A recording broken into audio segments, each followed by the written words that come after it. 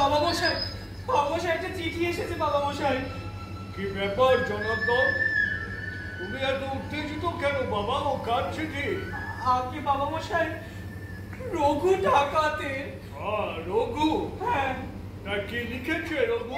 শরীর খারাপ হবে আর এইসব বিপদ আপদ তো আসতেই পারে, তার জন্য আপনাকে অন্য জল ত্যাগ করতে হবে। তুমি কোন বিপদের কথা বলছো মা? বাবা মশাই, রঘু ঢাকাতের চিঠি। হ্যাঁ।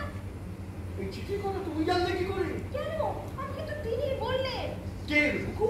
না, আপনার বড় ছেলে। আমার রক্ত শান্ত হন, শান্ত হন কর্তামশাই, শান্ত হন। আমি বৃদ্ধ হয়েছি, এই সমস্ত কটুবাক্য প্রয়োগ করে এই পুত্রদয় পুত্রবধূর সামনে আমাকে আর হেয় করবে না। এই কাজটা আমার বড় ভুল হয়ে গেছে। তুমি চোখ কান সব খোলা রেখে কাজ করবে কেন? কেন কর্তা? এই 20 বছর ধরে আমরা জমিদারিতে কাজ করি, তা কোনো কাজে কোনো ফাঁকি দেখেছে? না তা নয়, ব্যাপারটা কি জানো নীলু, এখন আমি সবাইকে একটু সন্দেহের চোখে দেখছি, বুঝলে? দেখুন কর্তা, যেদিন মনে হবে নীলু গোমস্তা আমরা সেবার উপযুক্ত নয়, একবার মুখ ঘুরে বলে দেবেন আপনার কাজে স্থাপন দিয়ে আমি চলে যাবো বাবা। আর মুখ কথা হচ্ছে পর কন্যা ছিলেন খাতায় কলমে 35 জন খাতায় তার সেখানে আছে মাত্র 2 জন। 2 জন মানে বাকি 33 জন গেল কোথায়? না ঘটে ভগে মায়ের ভগে। আর ওই ব্যাটা নীলু কি করেছে জানিস? ওদের নাম করে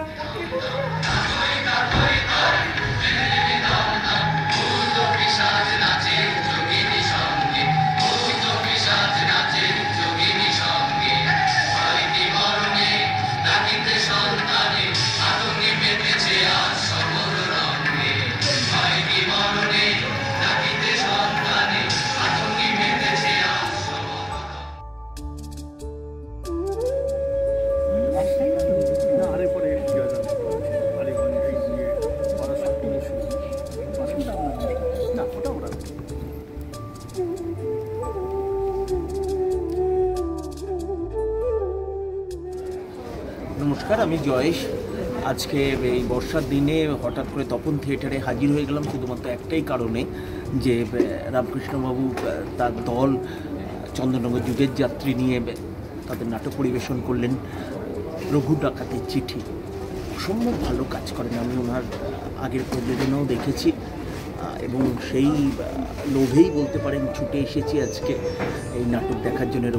রঘু ডাকাতের চিঠি ভীষণ ভালো লাগলো। এইভাবে চন্দননগর যুগের যাত্রী এগিয়ে যাক, খুব ভালো ভালো প্রযোজনা করুক, আমরা ছুটে আসি আবার দেখার জন্য, বারবার দেখার জন্য।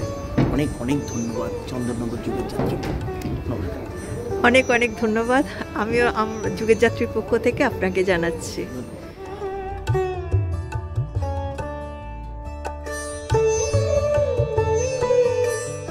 আমার বাবাকে মরতে সাহায্য করবে? না কাকাবাবু, আপনার বাবা যদি জেলে চলে যায় আপনি কাউকে মুখ দেখাতে পারবেন?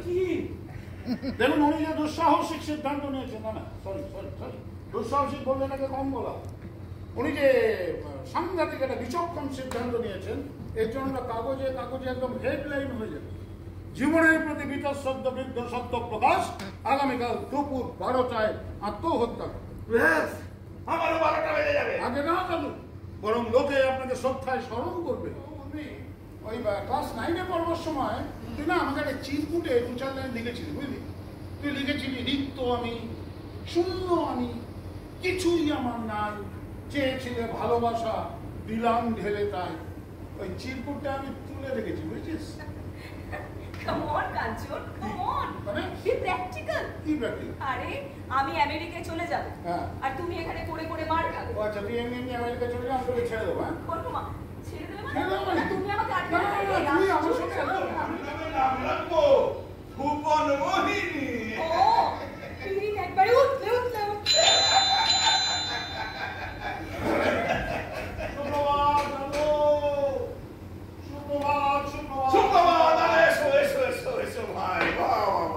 তোমাকে তো আজকে তো কালো জামের মতো লাগছে। দারুন দারুন দারুন। তা কি ব্যাপার, অফিস নেই? না, অফিস ছুটি তো, কিন্তু আপনার কাজ আমি করে এসেছি। তাই? হ্যাঁ, দেখা পেয়েছো? কি বলছেন দাদু, আমার নাম কাঞ্চন মিত্র, বুঝেছেন? জীবনে কখনো হেরে যায়। এবারে হেরে যাবে মানে এবার আমাদের একদম শেষ পর্বের কিছু কাজ।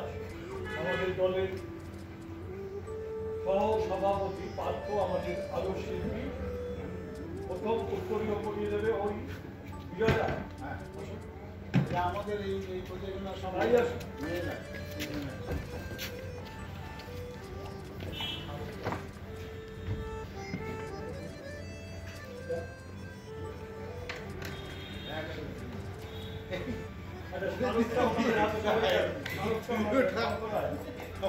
আমাদের উৎসর্গা শিল্পী তিনজনের হাতে একসঙ্গে। এবার মিষ্টান্নটা বাকিরা রাজদা আসুন, তুমি এসো, তুমি এসো এসো।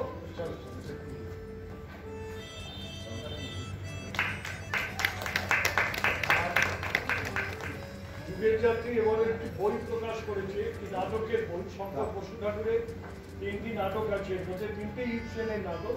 এটি আমি অনুশীলনী কেন বটেই এবং